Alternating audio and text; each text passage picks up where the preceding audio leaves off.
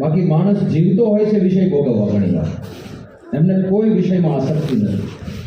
અને એ નિષ્કુળાનંદ સ્વામી એમ જ્યારે કહેતા હોય કે માનો મળી છે મોટી વાત, ત્યારે મોટી વાત આપણે વિચારીએ છીએ એવી મોટી વાત ના હોય. આપણને એમ કહે કે આ તો બહુ ફાવી ગયો, તો જેવું આપણે સાંભળીએ ને આ ફાવી ગયો એટલે પહેલો વિચાર એ આવે લોટરી લાગી, પૈસામાં માલ માન્યો છે. ફાવી ગયો બીજો એવું થાય કે કંઈ સારું પાકે મળી ગયું, કાકડો દહીં થોડું લઈ ગયો ને આ બધું છે ને ફાવી ગયો કે મોટી વાત મળી ગઈ, એમાં આપણે આ જ માનતા હોઈએ છીએ. નિષ્કુળાનંદ સ્વામી વૈરાગ્ય મૂર્તિ છે, કોઈ લૌકિક વસ્તુ મળે એને ક્યારેય ગણતા નથી. કઈ વસ્તુને મોટી વાત કહે છે? આ ભગવાન મળી ગયા, પ્રગટ ભગવાન મળી ગયા, અને એ હાથમાં આવ્યા છે, હવે હારતા નહીં. બે તાત્પર્ય છે.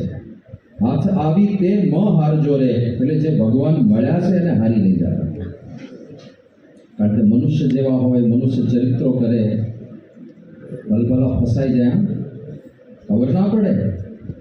મહારાજે શાકોત્સવ કર્યો, હળદરવાળા હાથ ને ધોતિયા ઉપર લૂછે ને પરસેવે રેપ જેબ ને પરસેવો લૂછતા જાય, અને એમાં કોઈ દર્શન કરે દેખાતું હોય તો ભાઈ રસોઈયા મહારાજ લાગે છે.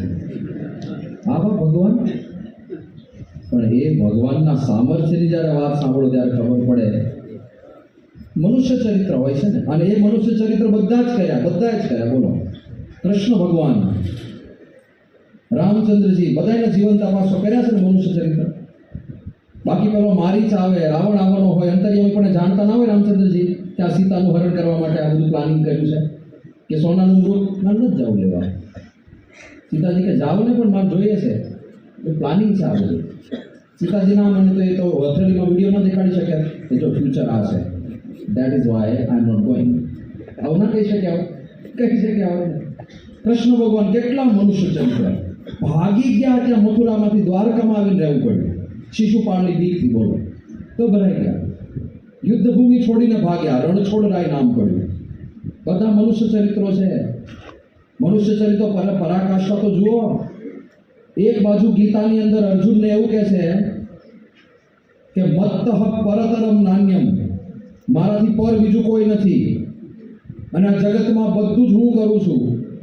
બીજી તરફ એ એમના પ્રિય ભક્ત અર્જુન ગીતામાં વારે વારે કહે છે અર્જુન તું મારો મિત્ર છે, અર્જુન તું મારો સખા છે, અર્જુન તું મારો પ્રિય છે. અને એ જ અર્જુનનો દીકરો રણભૂમિની વચ્ચે મર્યો, બચાવ્યો નહીં. અને અર્જુને ક્લેમ પણ નથી કર્યો કે પ્રભુ આ બધી મોટી મોટી વાત કરો છો, મારો દીકરો મરતો તો ત્યારે ક્યાં ગયું હતું આ બધું સામર્થ્ય તમારું? મનુષ્ય ચરિત્ર.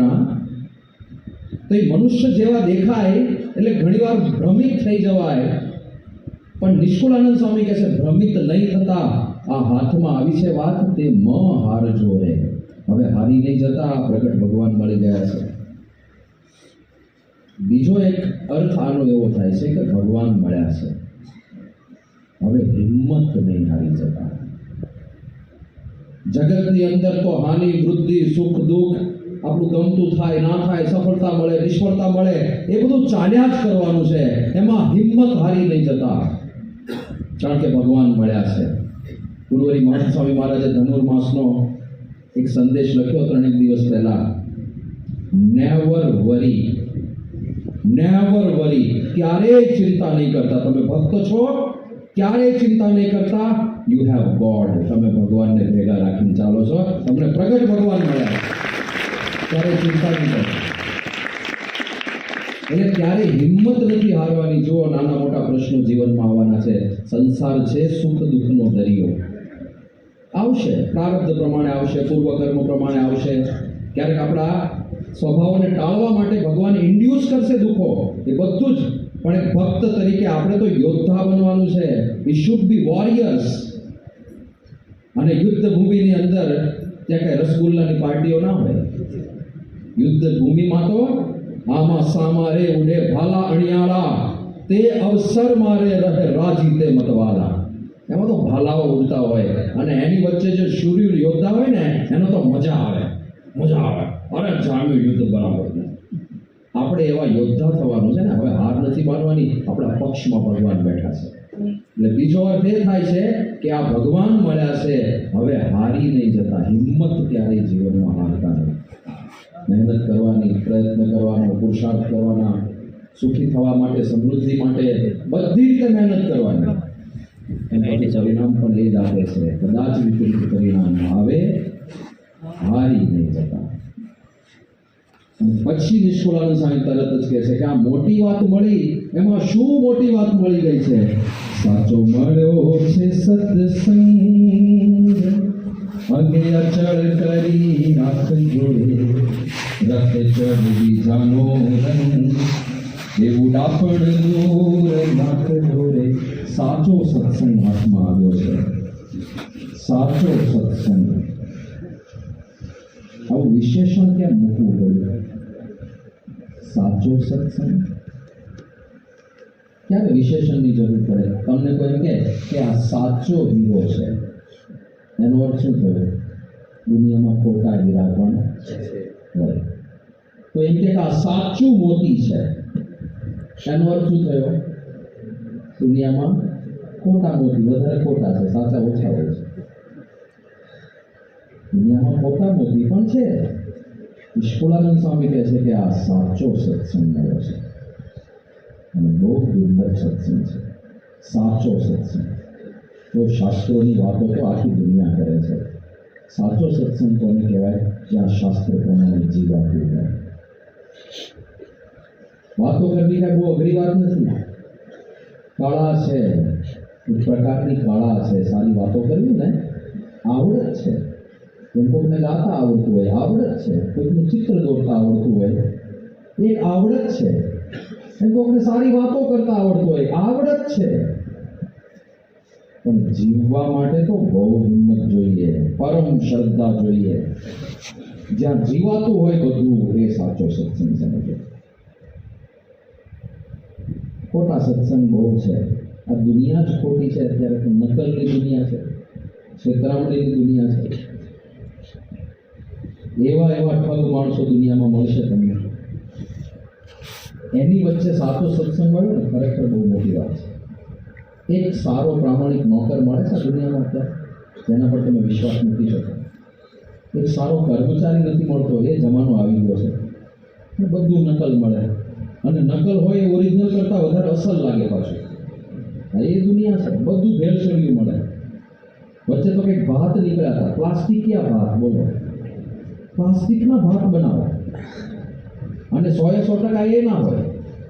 80% ચોખ્ખા હોય, એમાં 20% પ્લાસ્ટિકિયા ભાત મેળવી દીધા હોય. તમને ખબર ના પડે, તમે પ્લાસ્ટિક ખાઈ જાઓ. ત્યાં ગયા હતા જીરાના પેલું બધું જોવા. ત્યાં કીધું કે સ્વામી અહીંયા જીરામાં ભેળસેળ કરે. બીજું જીરામાં છે ને ભેળસેળ કરે?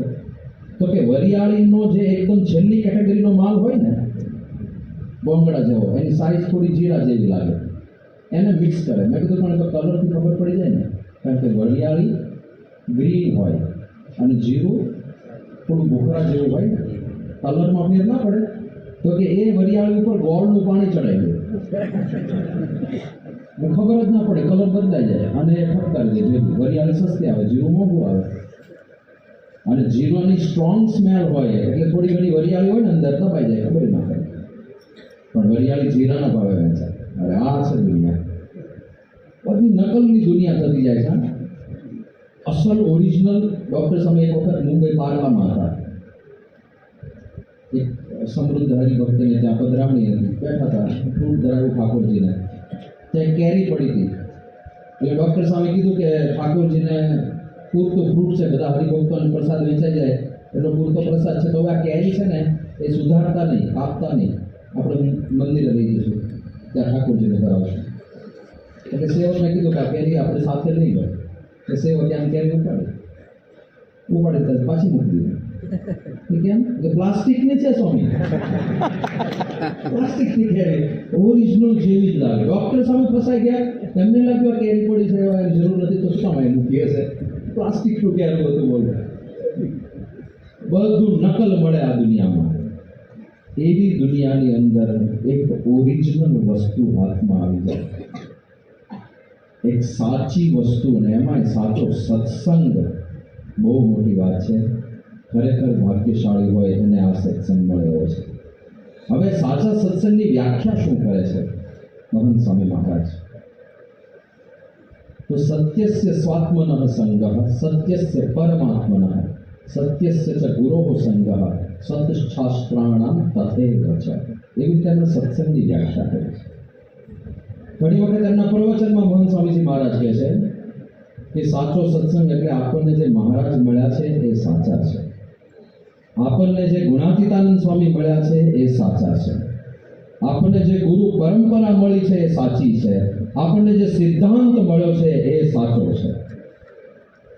યથાર્થ શાસ્ત્રની વાતો એ આ અક્ષર પુરુષોત્તમ સિદ્ધાંત છે. અને આપણને જે ઈષ્ટદેવ મળ્યા છે ભગવાન શ્રી સ્વામિનારાયણ એ સર્વાવતારી પરબ્રહ્મ પુરુષોત્તમ નારાયણ, સાચા ભગવાન. પહેલા તો આ ઈષ્ટદેવને આપણે સમજીએ, આ ભગવાન કોણ મળ્યા છે આપણને? તો દુનિયાને આ બધી ખબર નથી.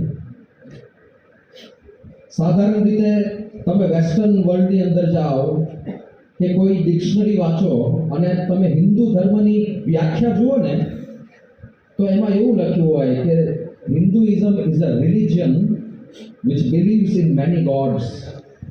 હિન્દુ ધર્મ એક એવો ધર્મ છે જે ઘણા બધા ભગવાનમાં માને છે. અચ્છા, ભગવાન શબ્દ લો તો બરાબર છે, આપણે ત્યાં ઘણા બધા ભગવાન છે, પણ તમે જે અર્થમાં ગોડ કહો છો, કારણ કે એ લોકો એવું માને છે ગોડ એક જ હોય, તો તમે પરબ્રહ્મ કહેતા હો, પરમાત્મા કહેતા હો, સર્વોચ્ચ તત્વ કહેતા હો, સુપ્રીમ રિયાલિટી કહેતા હો, તો એ તો એક જ છે. અમારે ત્યાં પણ એક જ છે. સ્પષ્ટપણે શાસ્ત્રો કહે છે. પ્રથમ હરોળને છોડીને બધા આગળ આવજો. સારું, પહેલા દિવસે આવું કરવું પડે, સારું કહેવાય.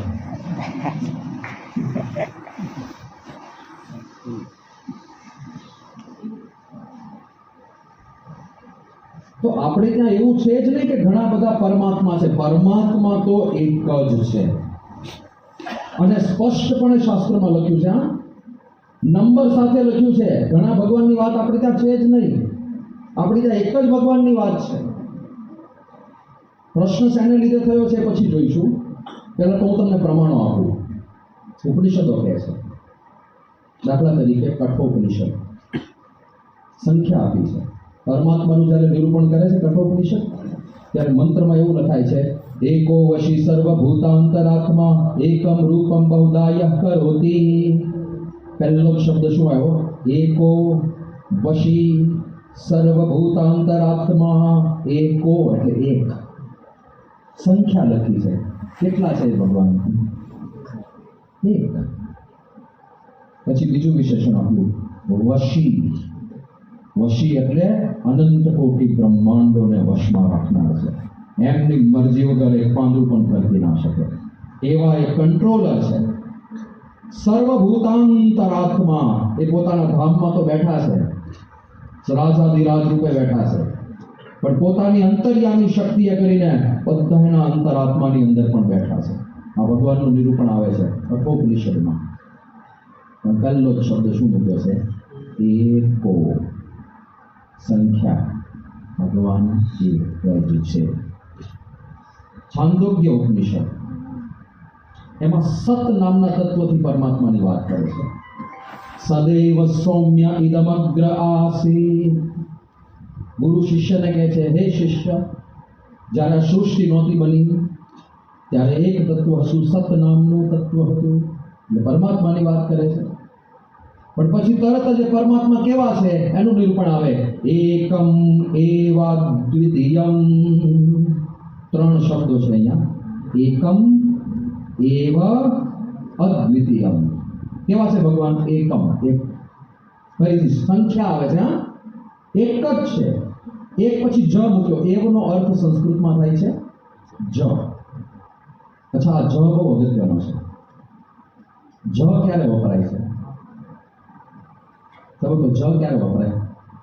જ્યારે અતિશય ભારપૂર્વક કંઈક કહેવું હોય ને ત્યારે જ વાપરે છે ને આપણે. તમારે આવવું જ પડશે, એટલે આવવું જ પડશે. તમારા ધર્મપત્ની તમે તમારા માટે ભજીયા બનાવ્યા હોય અને તમે એમ કહો કે આમાં બહુ મજા નથી, ખાવું જ પડશે. તમે કેવા ચૂપચાપ ખાઈ લો છો? જ જની મજા છે. જ આવી ગયો ને, જ हिंदीમાં ही છે, ही. आना ही पड़ेगा, बैठना ही पड़ेगा, એવું સંસ્કૃતમાં એવ છે. જ્યારે અત્યંત આગ્રહ હોય ત્યારે જ લગાડવો પડે. આપણે કંકોત્રી લખીએ ને લગ્નની, એમાં બે જગ્યાએ ખાલી જગ્યા હોય. એક ઉપર નામ શ્રીમાન શ્રીમતી અને ખાલી જગ્યા હોય.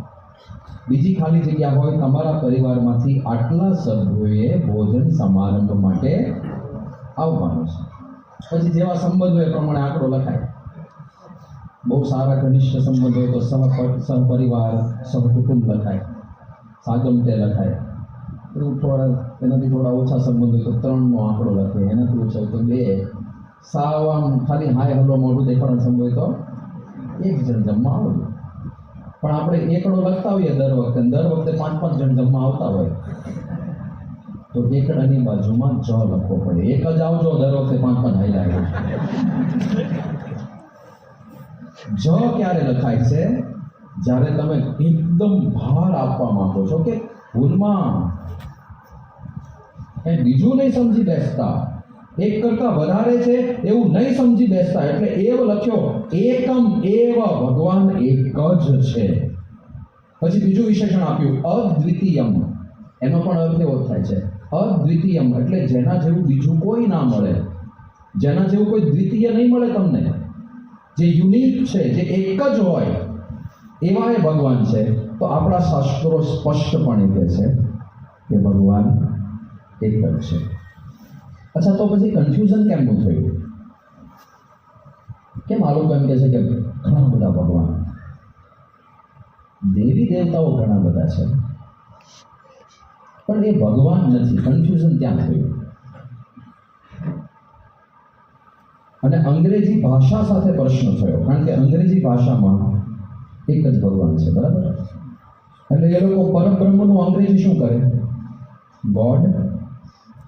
પરમાત્માનું અંગ્રેજી શું કરે? ગોડ. દેવનું અંગ્રેજી શું કરે? ગોડ. ભગવાનનું અંગ્રેજી શું કરે? ગોડ.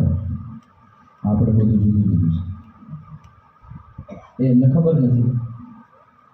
દેવ શબ્દ કોના કોના માટે વપરાય છે ખબર? તમને ગણાવું. ચલો, દેવ શબ્દ જેનું અંગ્રેજી લોકો ગોડ કરે છે, કોના કોના માટે દેવ શબ્દ વપરાય? ઇન્દ્ર, ઇન્દ્રદેવ.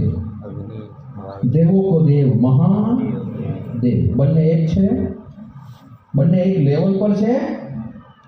ઇન્દ્રને જ્યારે જ્યારે પ્રશ્ન થાય, વિપત્તિ આવી પડે, ત્યારે કોની પાસે જાય છે? મહાદેવ પાસે. ક્યાંય પર છે ઇન્દ્રથી મહાદેવ, તો બે એક લેવલ પર નથી, પણ શબ્દ દેવ છે. અચ્છા, બ્રાહ્મણ માટે એક શબ્દ વપરાય છે ભૂદેવ. એ પણ દેવ છે. તો આપણે ત્યાં દેવ શબ્દ પરમાત્મા વાચક નથી, પરમાત્મા વાચક નથી દેવ શબ્દ. કોઈ પણ જગ્યાએ વધારે સામર્થ્ય દેખાય એના માટે દેવ શબ્દ વપરાય છે. રાજા માટે દેવ શબ્દ વપરાય છે. રાજા માટે નરદેવ એવા શબ્દો મળે છે શાસ્ત્રોમાં. નરદેવ એટલે આ બધા માણસો છે એના દેવતા તો રાજા છે, તેના માટે દેવ શબ્દ મળે છે. અરે દેવતા તો તમે બધા છો, પતિદેવ. જય હો પતિદેવ. હવે અંગ્રેજી વાળાને ખબર નથી દેવનું ભાષાંતર શું કરશે? ગોડ. એટલે કે તમારે ત્યાં બહુ બધા ગોડ. તમે ગોડનો અર્થ જો પરમાત્મા કરતા હો તો ભૂલ્યા છો. અમારે ત્યાં એક જ પરમાત્મા છે. હા, દેવતાઓ ઘણા બધા છે. બ્રહ્માંડના સંચાલનમાં ભગવાને ઘણા બધાને સેવા આપી છે. બધા દિવ્ય તત્વો ઘણા બધા છે. પણ જો પરબ્રહ્મ પરમાત્માની વાત કરો તો એકમ એવ અદ્વિતીયમ. એ બ્રહ્માંડ, એ પરમાત્મા અનંત બ્રહ્માંડોના રાજા છે. બ્રહ્માંડ પ્રત્યે ઘણા બધા દેવી દેવતાઓ હોય છે, બ્રહ્માંડના સંચાલનમાં પોતપોતાની ભૂમિકા નિભાવતા હોય છે. પણ આવા તો અનંત બ્રહ્માંડો ભગવાનના ધામના રૂવાડે ઉડે છે. અને અનંત બ્રહ્માંડોના રાજાધિરાજ પરબ્રહ્મ પરમાત્મા છે. એ જ પરબ્રહ્મ પરમાત્મા બધા અવતારોનું કારણ છે. હવે જ્યારે બ્રહ્માંડ અનંત છે, પહેલા તો હિન્દુઇઝમની આ બહુ મોટી દેન છે આપણે સૌથી પહેલા દુનિયાને કહ્યું કે બ્રહ્માંડો અનેક છે. વિજ્ઞાન તો હજી કલ્પના કરે છે મલ્ટીવર્સની, એક કરતાં વધારે બ્રહ્માંડ હોઈ શકે, હોવા જોઈએ, હજી કલ્પનાઓ કરે છે. આપણા શાસ્ત્રોએ સ્પષ્ટ કરી દીધું અનંત બ્રહ્માંડો છે. અને અનંત બ્રહ્માંડોમાં જેમ આ બ્રહ્માંડમાં પૃથ્વી છે, મનુષ્ય જીવન છે, એમ બીજા બ્રહ્માંડમાં છે, ત્રીજા બ્રહ્માંડમાં છે, ચોથા બ્રહ્માંડમાં છે. જેમ અહીંયા અવતારો આવે છે એમ બીજા બ્રહ્માંડોમાં પણ આવે છે, ત્યાં પણ જાય છે. અને બધા જ અવતારોનું ધારણ કરવાનું મૂળ કારણ કોઈ હોય તો એ પરબ્રહ્મ પરમાત્મા છે. હવે અવતારો જ્યારે પરબ્રહ્મ પરમાત્મા ધારણ કરે ત્યારે જરૂર પ્રમાણે સામર્થ્ય મૂકે, જરૂર પ્રમાણે. દાખલા તરીકે પ્રહલાદની રક્ષા કરવાની હતી, કેટલા સામર્થ્યની જરૂર હતી? ખાલી હિરણ્યકશિપુને મારવાનો હતો. એક નાનો પ્રોજેક્ટ લઈને જ આવ્યા હતા ભગવાન, ઋષિ ભગવાન. એક એક્સક્લુઝિવલી એક ભક્ત માટેનો સ્પેશિયલ અવતાર છે. બીજા કોઈ સાથે અમને લેવા દેવા નથી ઋષિ ભગવાનને. એ ટાઈમ પેલા હિરણ્યકશિપુને મારી નાખ્યો, પછી ઋષિ ભગવાન બેઠા નથી ટેબલ પર, હાલો ભાઈ હું આવ્યો છું, તો જેમ જેને પ્રશ્ન હોય બધા લાઈનમાં આવી જાઓ. નહીં, પ્રહલાદની રક્ષા થઈ, શંકર ભગવાનને પ્રેરણા કરી, શરદનું રૂપ લઈને આવ્યા, યુદ્ધ થયું, બંને દેહ છોડી દીધા, પૂરું. તો હિરણ્યકશિપુને મારવા માટે જે પ્રકારના શરીરની જેટલી સામર્થ્યની જરૂર હતી એટલું લઈને ભગવાન પ્રગટ થયા, હિરણ્યકશિપુને મારી નાખ્યો અને ભગવાન પાછા અદૃશ્ય થઈ ગયા. ક્યારેક આવા પ્રોજેક્ટ માટે આવે તો થોડું સામર્થ્ય લઈને આવે.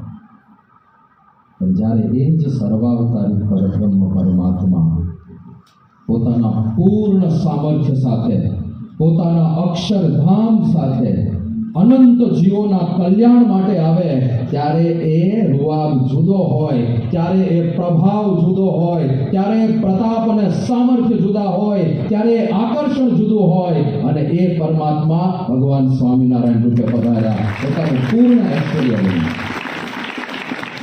અને એ આપણને એમના ચરિત્રો જોઈને ખબર પડે. વિશ્વાસ ક્યારે આવે કે આપણને સાચા ભગવાન મળ્યા છે? ઘણીવાર લોકો એવું કહેતા હોય છે કે 200 વર્ષ પહેલા ભગવાન ક્યાં છે? તો ભાઈ આમાં કઈ ટાઈમિંગ થોડું હોય કે 200 વર્ષ જૂના કે 5000 વર્ષ જૂના થાય પછી ભગવાન બને, અત્યારે રોજ ના બને, એવું થોડું હોય છે. એટલે એ તો આર્ગ્યુમેન્ટ જ સાવ યુઝલેસ છે, રદ્દી આર્ગ્યુમેન્ટ છે, એમાં કઈ લેવા દેવા નથી. પણ એવું કે કોઈ શાસ્ત્ર કહેતા નથી તો કેમનું માનવું? કોઈ શાસ્ત્રમાં લખ્યું નથી કે સ્વામિનારાયણ નામના કોઈ ભગવાન છે, તો કેવી રીતે માનવું? તો એ આપણને ખબર હોય છે. આ બધી શાસ્ત્ર લખાય છે, શાસ્ત્ર કઈ ઉપરથી નથી ટપકતા. કોઈ વ્યક્તિ શાસ્ત્રો લખે છે. દાખલા તરીકે સિસ્ટમ કેવી છે હું તમને સમજાવું. આવો, હજી જેટલું આગળ અવાય એટલું આવો. આ શિયાળામાં બહુ વાંધો નહીં આવે, ગરમ આવે તો.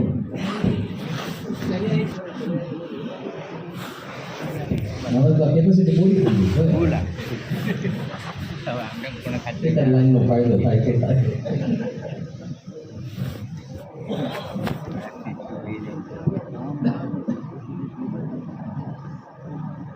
તો ભગવાનની વાત આપણે કરતા હતા. કેમનું માનવું કે ભગવાન છે? શાસ્ત્રોમાં નથી તો શાસ્ત્રની સિસ્ટમ સમજવા. પહેલા રામચંદ્ર ભગવાન પ્રગટ થયા, રાઈટ? શાસ્ત્ર બનાવવામાં આવે છે, ઉપરથી નથી ટપકતા. રામચંદ્રજી પ્રગટ થયા. વાલ્મીકી ઋષિએ રામચંદ્રજીના ફર્સ્ટ હેન્ડ જોયા. લવકુશનો જન્મ ક્યાં થયો છે? વાલ્મીકીના આશ્રમમાં. એટલે વાલ્મીકીજી રામચંદ્રજીના સમકાલીન હતા. એમણે રામચંદ્રજીને જોયા, અનુભવ્યા, એમના ચરિત્રો જોયા, એમનું સામર્થ્ય જોયું. સમુદ્ર ઉપર પુલ બાંધી દીધો, રાવણ જેવા મહારથીને પરાસ્ત કર્યો. અને વાલ્મીકીજીએ ચરિત્રો લખ્યા. વાલ્મીકી રામાયણમાં પહેલા અવતાર થયા, ચરિત્ર થયા, પછી શાસ્ત્ર બન્યું. અને એ શાસ્ત્ર આજે આપણને મળે છે. એ શાસ્ત્ર વાંચીને લોકો શ્રદ્ધાથી એમને ભગવાન માને છે. કોઈ વ્યક્તિ ભગવાન મનાય છે શ્રદ્ધાથી મનાય છે, લોજિકથી નથી મનાતા. કોઈને પૂછો રામચંદ્રજીને ભગવાન માનો છો? આ માનીએ છીએ. શાના આધારે? તો શું બોલશે? કારણ કે રામાયણમાં કહ્યું છે. અચ્છા, રામાયણમાં કહ્યું છે, કોણે કહ્યું છે? તો કે વાલ્મીકીજીએ. તમે વાલ્મીકીને જોયા છે? ના, નથી જોયા. જે વ્યક્તિને જોયા જ નથી, એણે લખેલા ગ્રંથમાં વિશ્વાસ રાખીને એક વ્યક્તિને ભગવાન તરીકે આખી જિંદગી પૂજે. શું છે આ ભારતવર્ષની શ્રદ્ધા છે. આ શ્રદ્ધા છે. કોઈ પણ વ્યક્તિ શ્રદ્ધાથી પરમાત્મા મનાય છે. બીજું આપણે કૃષ્ણ ભગવાનનું દ્રષ્ટાંત લો. પહેલા ભગવાન શ્રી કૃષ્ણ પ્રગટ થયા, વ્યાસજી સમકાલીન હતા. વ્યાસજીએ ચરિત્રોને જોયા છે. એ ચરિત્રો એમણે ભાગવતમાં લખ્યા, વિષ્ણુ પુરાણમાં લખ્યા, અને એ ચરિત્રોના ગ્રંથ વાંચીને લોકો ભગવાન શ્રી કૃષ્ણને ભગવાન માને છે. પણ તમે પૂછો, તમે વ્યાસજીને જોયા છે? ના, નથી જોયા. વિશ્વાસ છે કે વ્યાસજી નામનું એક પાત્ર થઈ ગયું. અને બીજો એનાથી મોટો વિશ્વાસ છે કે વ્યાસજીએ જે લખ્યું છે એ સાચું લખ્યું છે. શ્રદ્ધા અને વિશ્વાસથી ભગવાન મનાય છે. એવી જ રીતે પરબ્રહ્મ પરમાત્મા ભગવાન શ્રી સ્વામિનારાયણ પ્રગટ થયા. એમનો અનુભવ અનેક હરિભક્તોએ, સંતોએ, પરમહંસોએ કર્યો, અને એમણે થોથા ભરીને ચોપડા લખ્યા છે કે આ સાક્ષાત પરમાત્મા પધાર્યા છે. ભજી લો સ્વામિનારાયણના. એ પરમહંસોમાં આપણને શ્રદ્ધા છે. એ મુક્તાનંદ સ્વામી, બ્રહ્માનંદ સ્વામી, નિષ્કુળાનંદ સ્વામી, અરે ગુણાતીત સત્પુરુષોમાં આપણને શ્રદ્ધા છે. અરે ગુરુહરિ મહંત સ્વામી મહારાજમાં આપણને શ્રદ્ધા છે. એમના વચને ભગવાન માનીએ છીએ. એ પરમાત્માને તો આપણે નથી જોયા, પણ આ ગુરુને તો જોયા છે ને. એમના વચને મનાય છે, શ્રદ્ધાથી મનાય છે.